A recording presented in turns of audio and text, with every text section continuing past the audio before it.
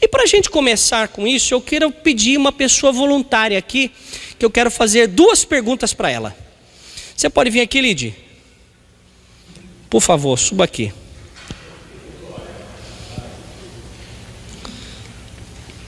Eu já fiz essa pergunta para ela 2 vezes aqui na igreja. Ela tentou me perguntar: por que você me fez a pergunta?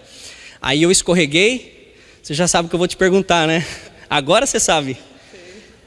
Irmãos, tudo é escolha, né? A Lid, vira de costas para lá. Olha o cabelão.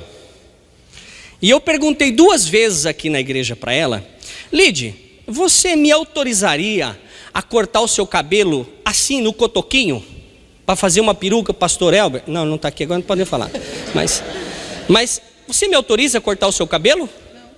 Por que não? É meu cabelo, eu gosto. O cabelo é seu, você gosta desse jeito? Deixa eu te fazer uma pergunta. E vou te dar 2 opções. Sim. Se você tivesse, você tem que escolher uma. Sim. Se você tivesse 2 opções: a primeira, cortar o cabelo. A segunda, cortar os dedos da sua mão direita. Qual das 2 você escolheria? Ficar careca. Ficar careca. Mudou de ideia rápido, né? Ficar careca de repente foi uma excelente opção. Por que será? Nós vamos trabalhar em cima dessa resposta dela. Obrigado, que as palmas louvem ao Senhor. O cabelo, quando a gente pensou aqui na primeira vez, é algo que nos traz estética, nos traz beleza, adorno, enfeite, nos faz se sentir bem com o cabelo da forma que a gente gosta. Mas quando nós chegamos em um momento que a gente tem uma escolha a fazer, como foi colocada para a Lidiane, ela estava entre o cabelo e os dedos da mão direita dela. O cabelo, ela já pensou rapidinho: raspar a cabeça agora, cortar o cabelo curtinho, daqui 3 meses, 4 meses, meu cabelo já vai estar legal. Mas e os dedos da mão? Eles não cresceriam. Onde eu quero chegar com isso? Porque diante da pergunta que eu fiz para ela teve uma prioridade na vida dela. Nessa escolha ela teve uma prioridade. Ela escolheu então os dedos da mão. Por que os dedos da mão? Primeiro, que se cortar não vai crescer, e outro, é muito mais útil que o cabelo. Só que nessa condição ela deixou o cabelo, que era essencial na primeira pergunta, na segunda já passou a ser supérfluo, porque a necessidade era os dedos. E muitos de nós, muitas vezes, está trocando aquilo que é essencial pelo supérfluo. Muitas das vezes nós estamos fazendo escolha errada, achando que está fazendo certo. Quer ver uma delas? Ao invés de ficar com a família, fica com os amigos ou com as amigas. Perde a família e depois não consegue reconciliar, porque o amigo vai estar com a gente quando as coisas estiver legal. Porque o dia que as coisas apertar, os amigos da multidão que se tem vai ficar bem ralinho. Porque os amigos ficam com a gente quando as coisas estão bem, quando você está chorando, quando você só me ajuda, pede. Os amigos é que nem os amigos de Jó. Jó, Deus permitiu que o inimigo tocasse na vida dele. 3 amigos vieram com condolência, vieram para o sofrimento da sua dor. Quando os amigos foram chegando, conforme diz no Velho Testamento, eles rasgaram a sua roupa, dizendo: Jó, nós estamos contigo, vamos nos humilhar também. A história foi passando, o quadro de enfermidade, de situação ruim de Jó não melhorou. Um dos amigos chegou para ele e falou assim: Jó, você pecou, cara. Esse ainda foi legal. O segundo já começou a ser um pouco mais grosseiro. Jó, você pecou e ainda não pediu perdão. Por isso que a tua vida não muda.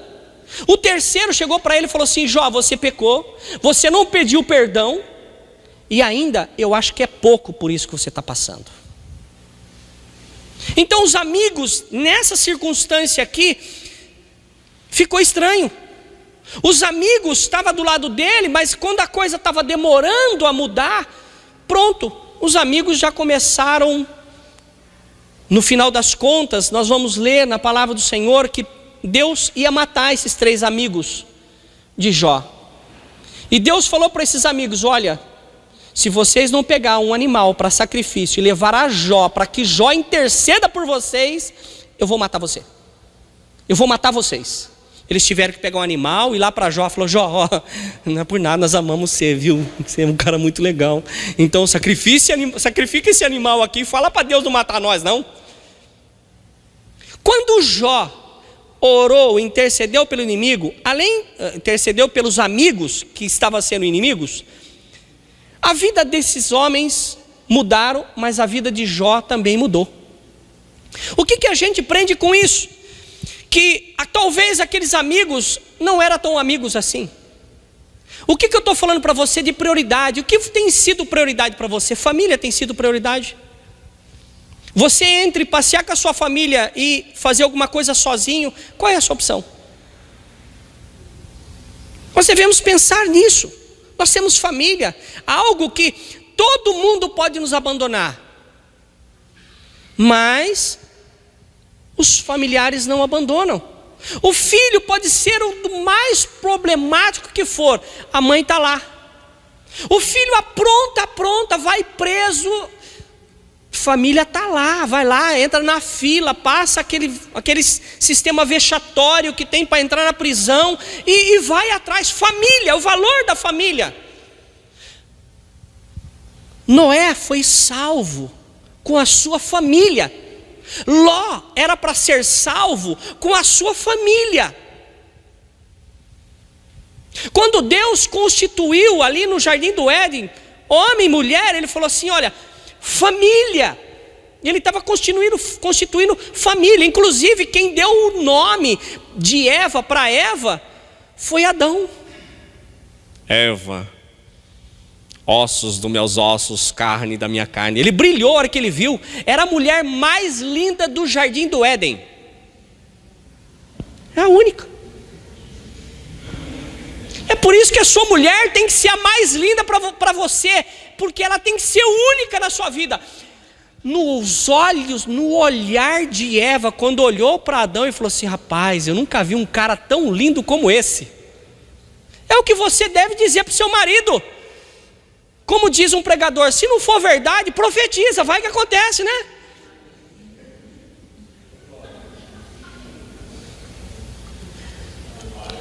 Eu quero falar com você 2 coisas que Deus colocou no meu coração.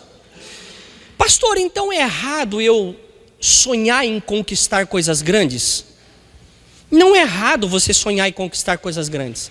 Mas existe 2 palavrinhas que identificam o futuro, olhando de uma forma diferente. Eu posso sonhar a ser um grande empresário, eu posso sonhar, e para chegar lá eu posso lutar, trabalhar, fazer de tudo, estudar, virar noite estudando, tentando, praticando, assistindo, me informando para poder chegar lá. Essa é uma forma. A outra forma é derrubando o outro. Eu quero ser, o chefe daquela empresa, o gerente daquela área de produção. Eu vou aprontar alguma coisa para o chefe ser mandado embora, para eu assumir o lugar dele. Como que é chamado essas 2 coisas? E creio que a maioria de todos vocês são pessoas ambiciosas. Eu sou ambicioso. E muitos de vocês são ambiciosos. O que é ser ambicioso? Ambicioso é o desejo de conquistar grandes coisas fazendo o caminho certo. Isso é ambição.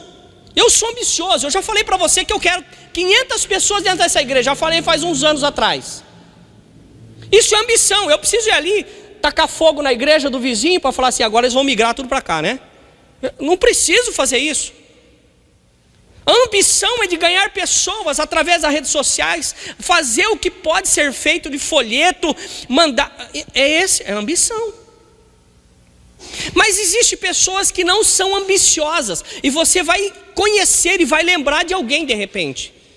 Existe a pessoa que é gananciosa. Gananciosa é aquela que, para conseguir realizar os seus desejos, não pensa em ninguém, pisa por cima, mata, rouba, o que precisar faz.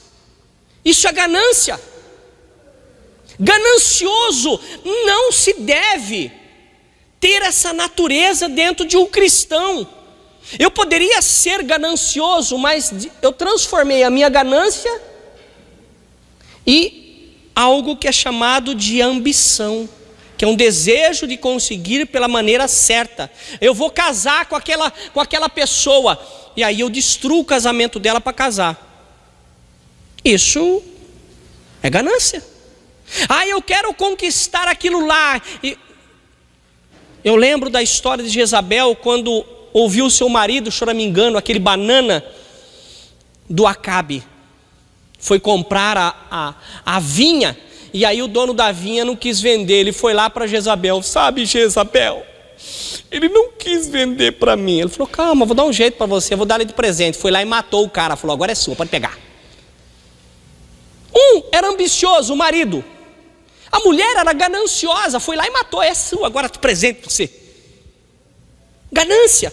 E a gente vai ver algumas coisas que aconteceram na Bíblia. Eu quero que você abra em 1 Timóteo capítulo 6, versículo 10. Vamos ver alguma coisa, o que a ganância fez com esse ser que nós vamos ler agora.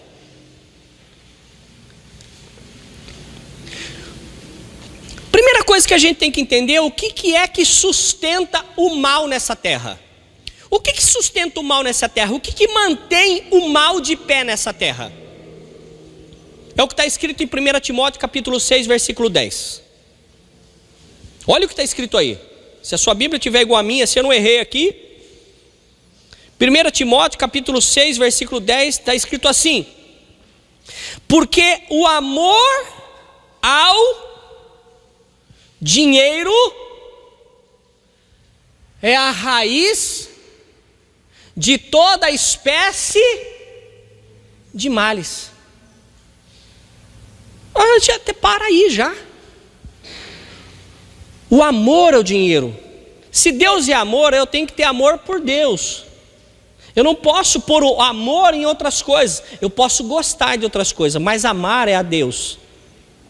O amor é símbolo de Deus. Quando ele fala ao dinheiro, ele pode transformar essa pessoa em uma pessoa gananciosa. E quantas pessoas você já viu na sua TV, nos noticiários, que matou por causa de algum tipo de bem? Riqueza, enfim. Você já viu isso na sua TV? Por causa das mortes que ocorreram, ninguém matou porque queria dar R$1 milhão. Na verdade, matou porque queria R$1 milhão. A raiz de todo mal. Então, o que sustenta o mal nessa terra é o dinheiro.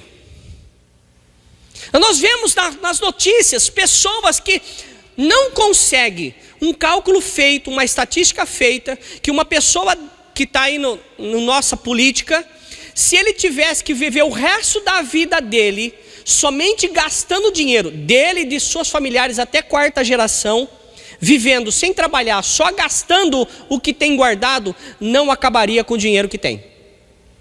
Mas não consegue, não para, não tem limite. Eu conheço um empresário aqui da nossa região, que a empresa dele, há uns 10 anos atrás, era uma distribuidora bem pequena. Hoje é uma distribuidora grande, nacional. Eles tiram por mês de salário, cada um, R$2 milhões. Vocês têm ideia de quanto zero tem isso?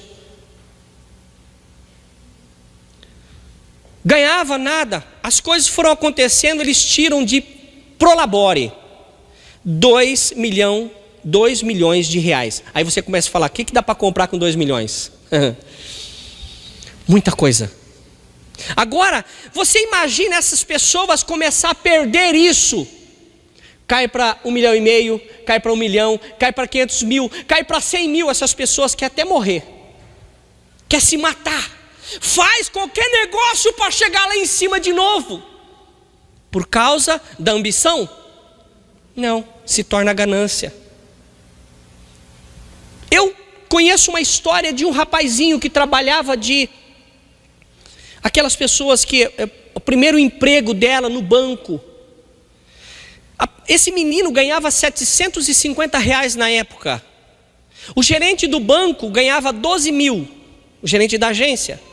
O gerente da agência tinha 38 mil reais de dívida, de conta, de a pagar no banco, ganhando 12 mil reais.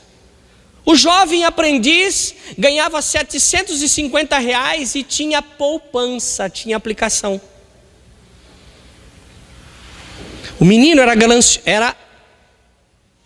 Quem que era ganancioso nessa situação? Ganancioso é aquele que quer mais do que pode. Eu posso ser uma pessoa ambiciosa. O menino era ambicioso, ele olhava para a situação dele, minha economia é pequena, mas eu quero juntar porque eu quero comprar isso. Ele ia passos. Ambicioso.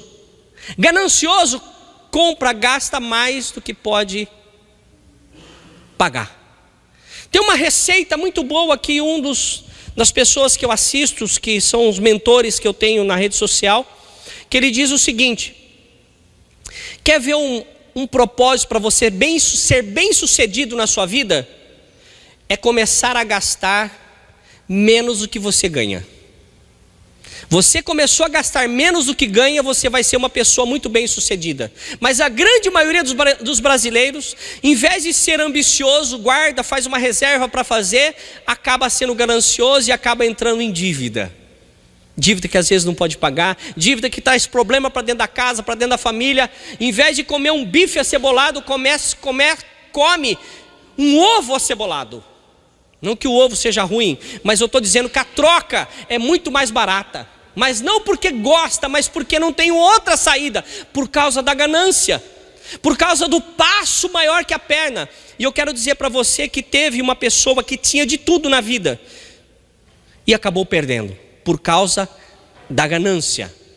Ezequiel capítulo 28, versículo 13, abre lá. Livro de Ezequiel, capítulo 28, versículo 13. Olha o que está escrito aí. Ezequiel, capítulo 28, versículo 13. Olha o que diz a palavra do Senhor. Estavas no Éden, jardim de Deus, e toda pedra preciosa era a tua cobertura. A sardônia, o topázio, o diamante, a turquesa, o ônix, o jaspe, a safira, o carbúnculo, a esmeralda e o ouro. A obra dos teus tambores, dos teus pífaros, quer dizer, pífaros é instrumento de sopro, estava em ti. No dia em que foste criado, foram preparados. Tu eras querubim ungido para proteger. Te estabeleci. No monte santo de Deus estava, no meio das pedras afogueadas andavas, perfeito eras nos teus caminhos, desde o dia em que foste criado, até que se achou pecado, iniquidade em ti. O inimigo tinha tudo isso. Agora você imagina, você andando coberto de ouro, de pedras preciosas, de esmeralda, de tudo. Quem seria você? A pessoa mais feliz. Eu quero um anel de ouro. Não, você tem todo o ouro que você quer. Eu quero uma pedra preciosa. Não, você tem toda a pedra preciosa que você quer. Era para ter uma pessoa realizada. Ele disse que era um querubim ungido. De quem nós estamos falando? Do rei de Tiro. Um exemplo que está falando do rei de Tiro, mas está em contrapartida descrevendo quem era Satanás, quem era Lúcifer. Lúcifer era assim, quando ele era anjo de luz, ele era coberto de toda a riqueza, de todo o poder, de toda a autoridade, ele era ungido, ele tinha poder, meu irmão, ele tinha riqueza, mas de repente, continuando só um pouquinho, o versículo de número 13, ele estava onde? No jardim do Éden. O que é jardim do Éden? Jardim perfeito. Jardim do Éden é muitas vezes conhecido como paraíso. Não é um paraíso fiscal não, que não tem fiscalização, mas o paraíso de lugar perfeito, de lugar tranquilo, de lugar sem problema, de lugar que tem tudo realizável. Mas por causa da ganância de Lúcifer, aconteceu um problema com ele. Ele tinha tudo isso para ele. Agora vá para Isaías capítulo 14 e nós vamos ficar nele até o final. Isaías capítulo 14, versículo 15.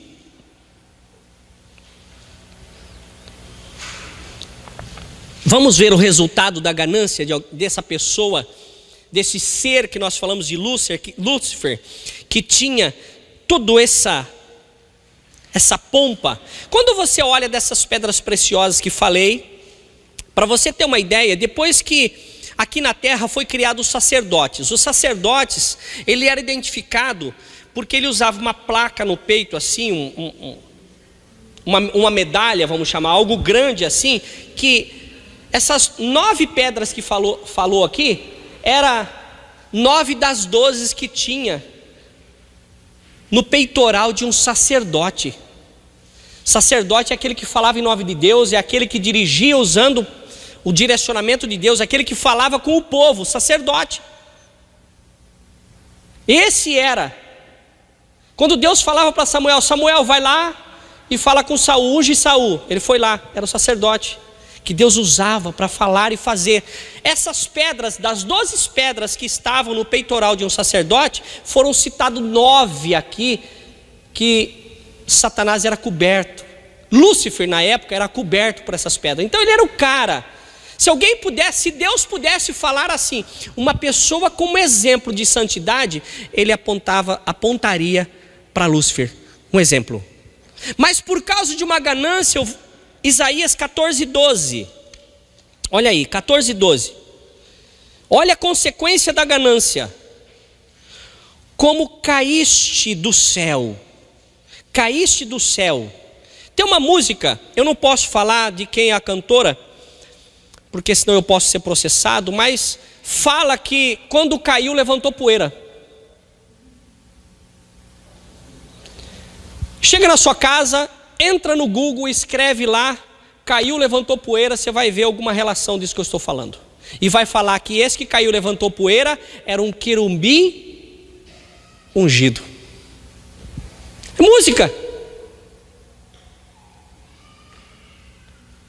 Eu vou dar um tempo aqui, eu corto isso que eu vou falar para você da gravação lá depois. A cantora que eu estou falando, alguém me ajuda? Lá da Indonésia? Não. Ivete Sangalo. Ela fala assim: poeira, poeira, quando caiu, levantou poeira, meu querubim ungido. Está falando de Satanás, está falando de Lúcifer. Apologia. Oi?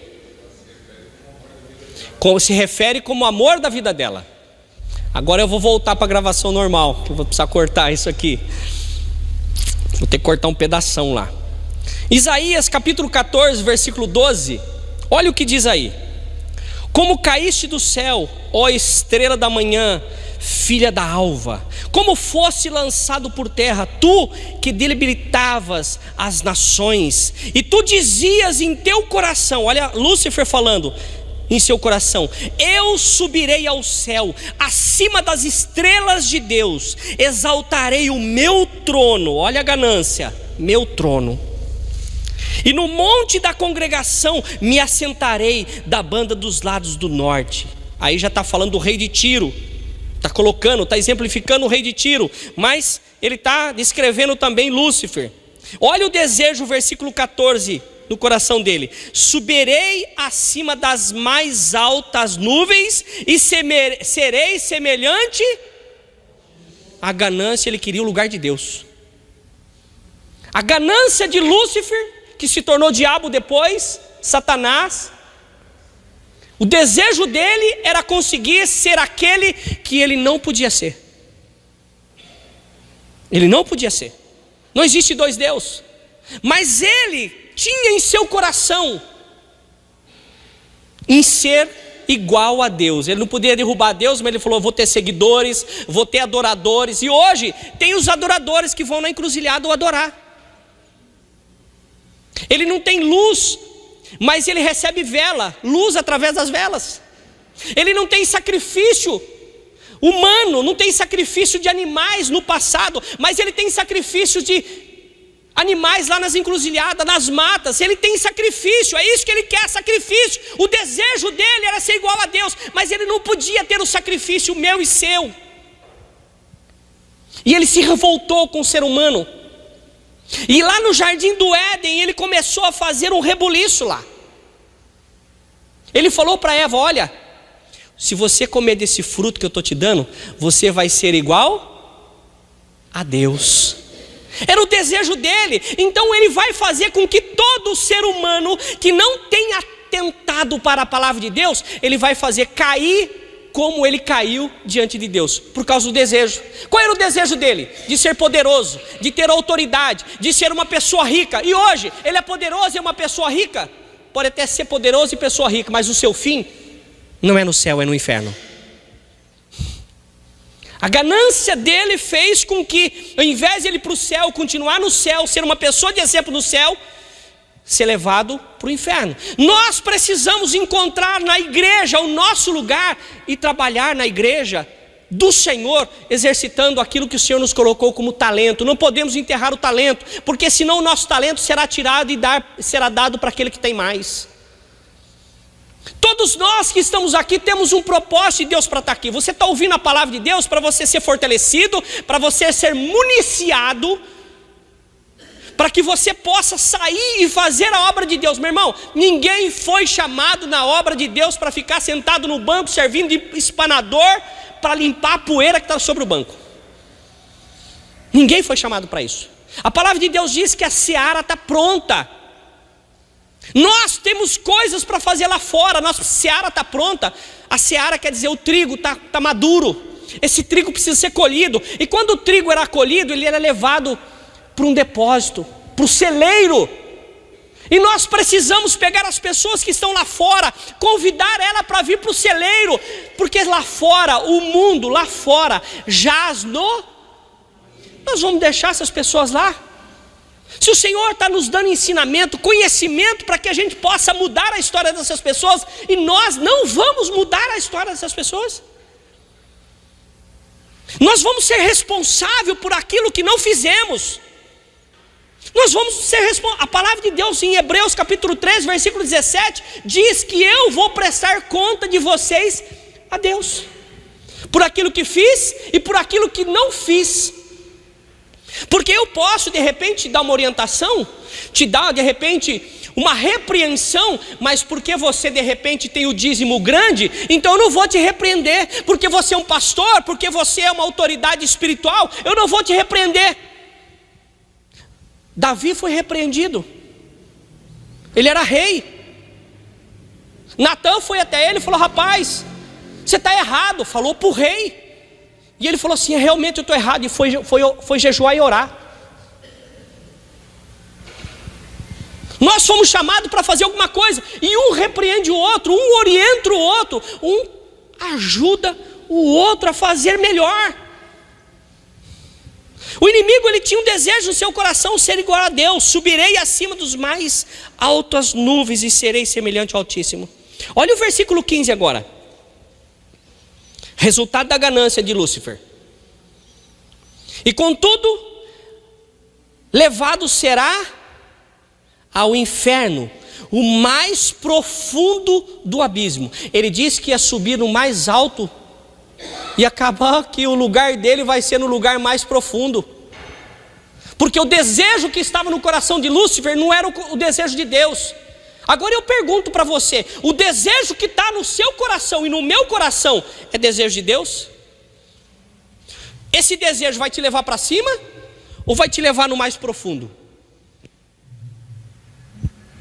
Irmão, a Bíblia é o livro de receita da salvação.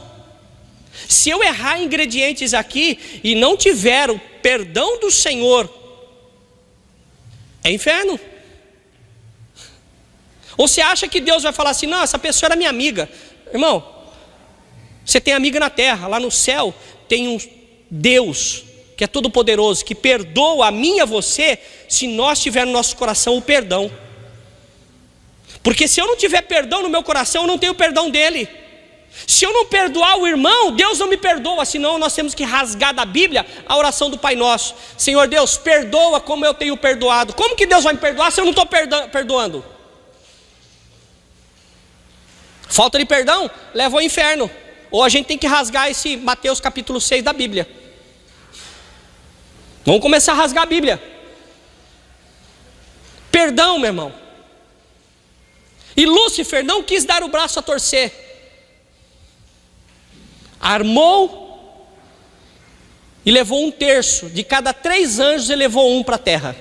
Seguiu ele. E todos eles vão morar junto agora, num lugar bem quentinho, chamado inferno. Você acha que aqui na terra está ruim? No inferno acho que vai ser pior, né?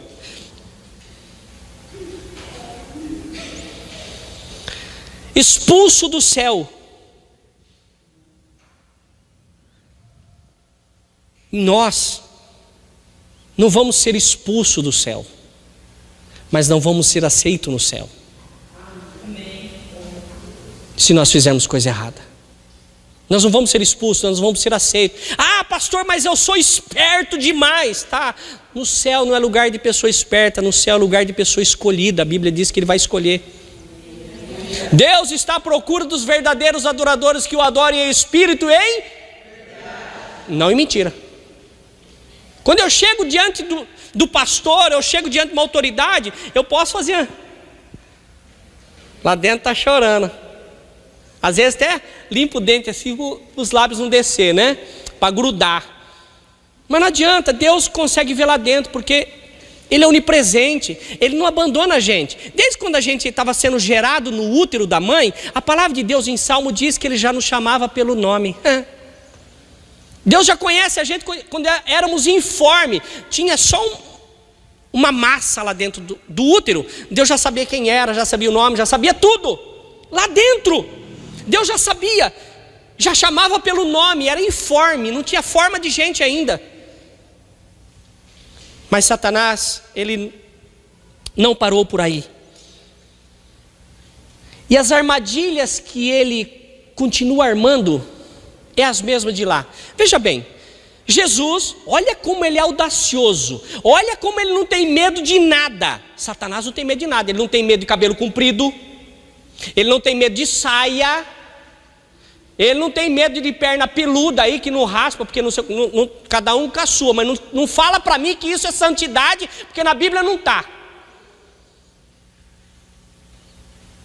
Se o diabo tivesse medo de cabelo comprido na África, os caras, porque o cabelo cresce para cima lá, gente.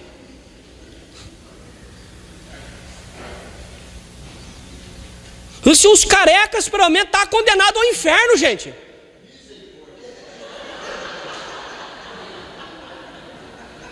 E eu já ia começar preocupado, porque eu tenho um desflorestamento aqui em cima, gente. Eu estaria...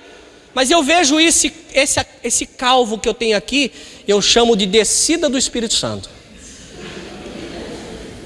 Não é? Se eu não profetizar para mim, quem vai profetizar? Olha como ele é audacioso, ele não tem medo de nada disso. Jesus na terra quem era? Deus, Emanuel, Deus conosco. Jesus estava de jejum, 40 dias e 40 noites. Que diabo que chega, gente? Ah, pastor, quando eu faço jejum, o diabo sai lascando, queima pneu, vai embora, chega a gastar o step na patinada. Jesus estava em jejum no deserto. Quem apareceu de lá? Quem apareceu lá para fazer uma visitinha? Deus, em jejum. Satanás apareceu para tentar, filho. Então não vem com essa conversinha que você é santo, você é santificado. Você não é justo. Nós não somos justos, nós somos justificados. Alguém nos justifica.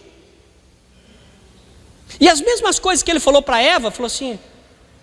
O que ele falou para Eva comer da fruta, não falou? Ele falou: Jesus, transforma essas pedras em pão e coma, você está com fome. Comida. Sabe aquela pessoa que não pode ver uma comida já...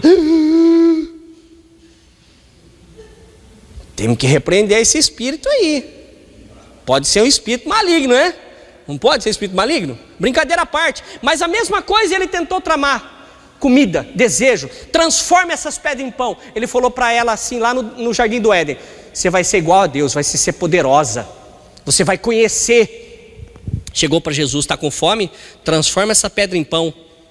Ele tinha poder para transformar a pedra em pão? Tinha, mas ele não era obediente ao diabo. Ele não era submisso ao diabo, ele era submisso ao Pai que estava no céu. E quanto de nós fala assim, na escola, você homem, eu nasci pouco tempo atrás, mas tinha uma brincadeira que alguém contava para mim, que não acontecia na minha época, eu vi em filme isso aí. Ficava os dois meninos, vai. Aí um colocava a mão no meio e falou assim, quem for homem, cospe aqui. A hora que cuspia, tirava a mão, cuspia no outro, fechava o tempo. Quantos aqui, de repente, não viu dois cachorros na rua? Jogou terra só para ver a madeira lascar. Então, a armadilha do inimigo foi a mesma com Jesus. Não conseguiu pegar na comida que estava lá, da fruta ou do pão. Ele falou, vou para a segunda etapa. Vou falar para ele sobre poder agora. Levou ele no lugar mais alto da igreja e falou assim, olha, você tem poder, você tem autoridade. Pula daqui e mande os anjos. Porque a Bíblia está dizendo, agora ele cita a Bíblia, meu irmão. Isso que é importante, Salmo 81, 91, não me lembro agora. Dará ordem aos seus anjos. Salmo 91. Dará ordem aos seus anjos. O diabo citou a Bíblia. Mas a citação da Bíblia não era para que santificasse Jesus, mas era para que Jesus cedesse aos seus desejos. Quantas pessoas às vezes nesse púlpito não usa versículo bíblico, distorce, faz para usar o seu próprio prazer, para se tornar realidade? Não, a Bíblia diz, eu estou embaixo da palavra. Jesus estava ouvindo do Satanás, estava sobre a palavra, ele estava usando a palavra. Jesus não podia dizer que aquilo não era a palavra dele, era a palavra de Deus. Da forma do diabo era a palavra de Deus, mas a forma que estava sendo utilizada é para que o diabo fosse beneficiado. Então não use a palavra de Deus para que você venha se beneficiar de alguma coisa, porque isso não é de Deus. A palavra de Deus é para nos santificar e nos aproximar de Deus, e não nos aproximar dos nossos desejos e deleites. Quantas pessoas já não chegou para mim e falou assim, já veio aqui na porta da igreja, acha que pastor, não posso falar que está gravando, acha que pastor é otário, que tudo que chega aqui pedindo eu tenho que dar. Irmão, o inimigo é astuto. Não é assim que funciona. Eu lembro que uma vez dessa chegou um rapaz aqui, eu estou com fome, eu falei, irmão, não tem comida, aqui é a igreja, que a oração nós faz já. Não, mas você vai me deixar passar fome, meu irmão, não tem restaurante aqui, filho. Aí ele começou a ficar bravo, eu levantei minha mão, eu falei, eu te repreendo em nome de Jesus, vai orar, Satanás. Ele saiu aqui assim, atravessou a rua, vou orar. Eu falei, vai mesmo, filho. Vai que você voltar aqui, nós vamos bolotar aqui no Espírito Santo. Quem estava aqui dessa vez? Vocês estavam, né? Foi embora. Estavam aqui. Irmão, e o cara era pequenininho? O cara era grandão, rapaz. Eu me senti ali um Davi perto de Golias. Mas o Senhor Deus estava comigo. E tinha mais uns irmãos também, né? Tinha apanhado de patota se vem. Irmãos, não tem essa. As pessoas vêm às vezes usando a palavra de Deus, a sensibilidade, para nos enganar. Foi isso que Satanás estava querendo fazer com Jesus.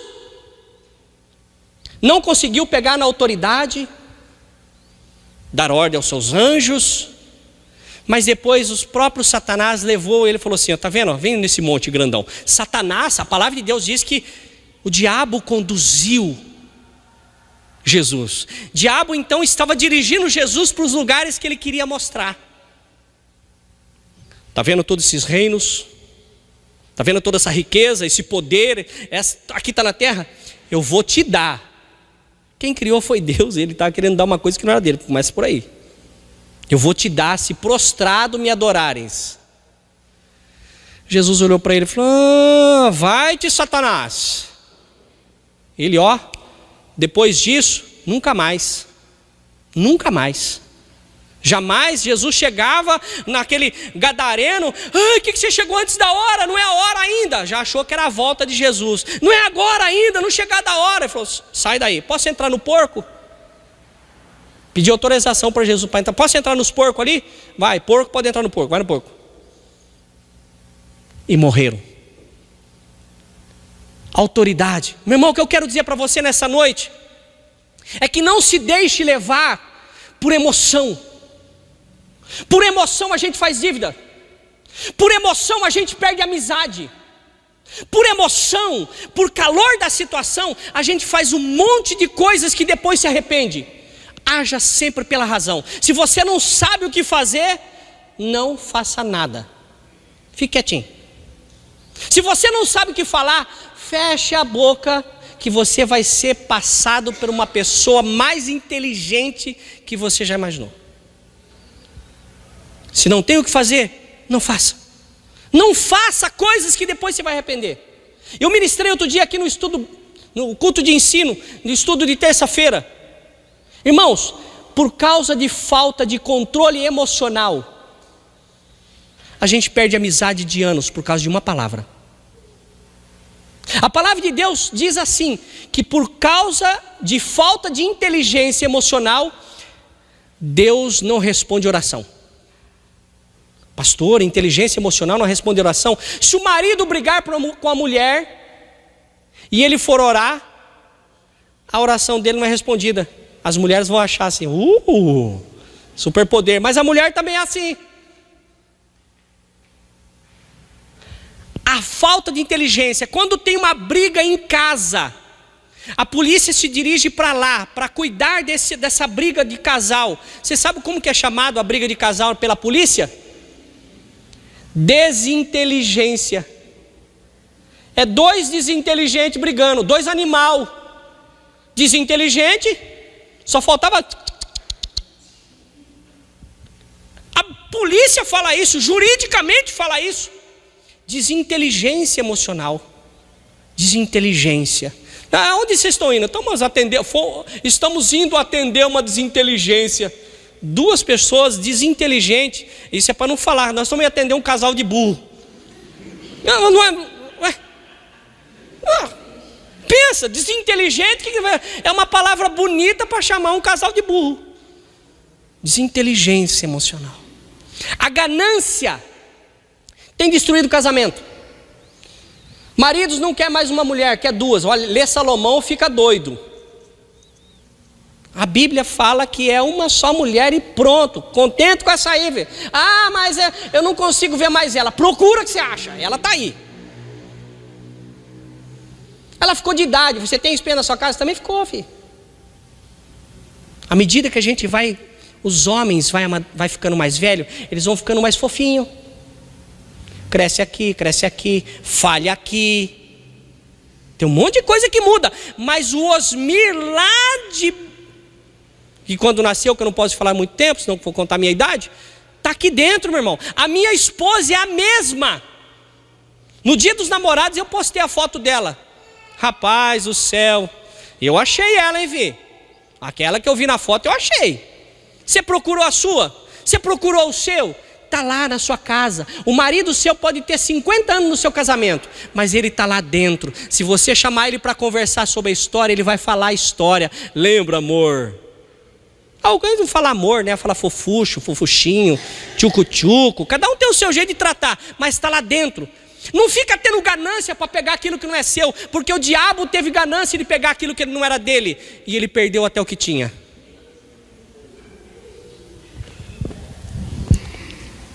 Conclusão de tudo isso: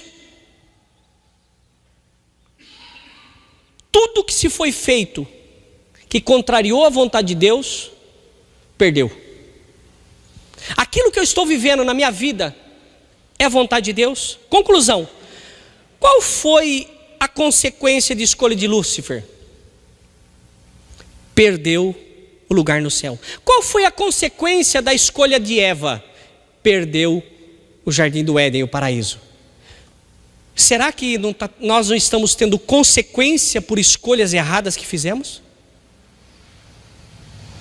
Será que não tem alguma consequência aí que a gente precisa colocar um calço, escorar, pôr no lugar porque está fora?